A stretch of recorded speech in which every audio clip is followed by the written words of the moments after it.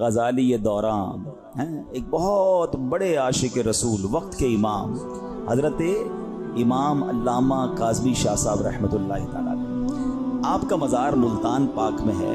آپ بہت بڑے عاشق رسول اور بہت ہی بڑے عالم دین تھے، بڑے ذہین و فتین بھی تھے، کمال کے مفتی بھی تھے۔ استدلال بڑا مضبوط تھا۔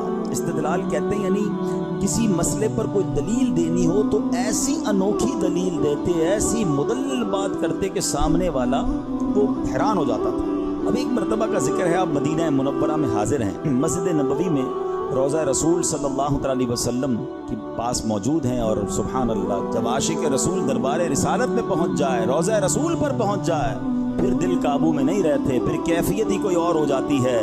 اللہ اکبر۔ اب کیا ہوا؟ غزالی زمان، غزالی دوران، کاظمی شاہ صاحب جیسی شخصیت روضہ رسول کے سامنے آپ ہیں، اور بس روضہ رسول ہے، آپ کی التجائیں ہیں، آپ کے آنسو ہیں، آپ دعائیں کر رہے ہیں۔ تو جب آپ سنہری جالیوں کے سامنے کھڑے ہو کر دعا کرتے ہیں تو اب ظاہر پیٹھ کعبے کو ہو رہی ہوتی ہے، تو ایک شخص آیا اور آ کر آپ سے بحث کرنے لگا کہ آپ جو ہے کعبے کو پیٹھ کر رہے ہیں، اس طرف رخ کیجئے، ادھر کیوں رخ کیا ہوا ہے؟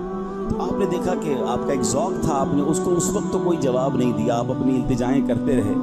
اب دوسرے دن وہ کچھ اور لوگوں کو بھی لے کر آ گیا اور حضرت سے بحث شروع ہو گئی کہ آپ جو ہے وہ اس طرف رخ کر کے جو ہے وہ دعائیں کر رہے تھے، تو کیا قبر رسول کو آپ کعبے سے بھی افضل سمجھتے ہیں؟ حضرت غزالی دوران سے سوال ہوتا ہے کہ کیا قبر رسول کو آپ کعبے سے بھی افضل سمجھتے ہیں؟ غزالی زمان کا علمی کلام دیکھیے، آپ نے فرمایا تم کعبے کی بات کرتے ہو، میں تو اس جگہ کو عرش سے بھی افضل مانتا ہوں۔ اب تو وہ لوگ اور سٹ پٹا گئے کہ یہ کیسی بات کر دی، سبحان اللہ۔ تو آپ نے کہا چلو میں قرآن سے ثابت کرتا ہوں۔ وہ وقت کے امام مفتی دوران غزالی دوران، آپ نے کہا میں قرآن سے ثابت کرتا ہوں۔ آپ نے فرمایا یہ بتاؤ کہ حضرت عیسیٰ علیہ السلام اللہ کے شکر گزار بندے ہیں؟ اب بالکل شکر گزار بندے ہیں۔ کہ اللہ نے قرآن میں کیا فرمایا؟ لَإِن شَكَرْتُمْ لَأَزِيدَنَّكُمْ، تم میرا شکر ادا کرو میں تمہیں اور ادا کروں۔ ٹھیک ہے کہ حضرت عیسیٰ علیہ السلام اس وقت کہاں ہیں؟ نبی پاک علیہ السلام جب معراج کو تشریف لے گئے تھے تو حضرت عیسیٰ سے ملاقات ہوئی، آپ چوتھے آسمان پر جلوہ فرما ہیں۔ یقیناً آپ وہاں بھی، وہ تو حیات ہے نا، آئیں گے بھی، قیامت سے پہلے تشریف لائیں گے، وہاں بھی اللہ کا شکر ادا کر رہے ہیں۔ شکر ادا کرنے کے بعد اللہ بلند مقام عطا فرماتا ہے نا، تو بلند مقام ان کو کیا ملے گا کہ قیامت سے پہلے وہ زمین پر تشریف لائیں گے، دنیا میں وقت گزاریں گے، اور نبی پاک کی قبر منور کے برابر میں حضرت عیسیٰ کی تدفین ہوگی۔ اس کا مطلب یہ ہوا کہ چوتھے آسمان کے بعد ان کو پانچویں پر نہیں، چھٹے پر نہیں، بلکہ بلندی کیا عطا کی جا رہی ہے کہ اس سے بھی مبارک مقام یعنی نبی پاک کے روضے کے برابر میں جگہ عطا فرمائی جا رہی ہے۔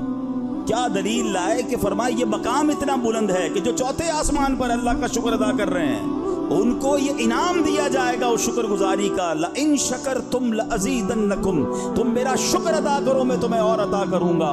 سبحان اللہ۔ یہ شاید نئے بچے ہیں یا نوجوانوں کو نہ پتا ہو کہ آج روضہ رسول میں میرے آقا علیہ السلام کے ساتھ حضرت ابوبکر صدیق کا مزار ہے، پھر برابر میں حضرت عمر فاروق کا مزار ہے، مگر ایک قبر کی جگہ باقی ہے، اور وہ قیامت سے پہلے حضرت عیسیٰ علیہ السلام تشریف لائیں گے، اس دنیا میں اپنی زندگی گزاریں گے، اور اس کے بعد جب ان کا انتقال ہوگا تو نبی پاک کے برابر میں قبر میں ان کو بھی جگہ ملے گی۔ سبحان اللہ۔ اب سنو، غزالی دوران نے جب یہ دلیل پیش کر دی تو سبحان اللہ وہاں تمام لوگ جو تھے وہ حیران ہو گئے کہ واقعی اس مقام کا مرتبہ کتنا عرفہ اور کتنا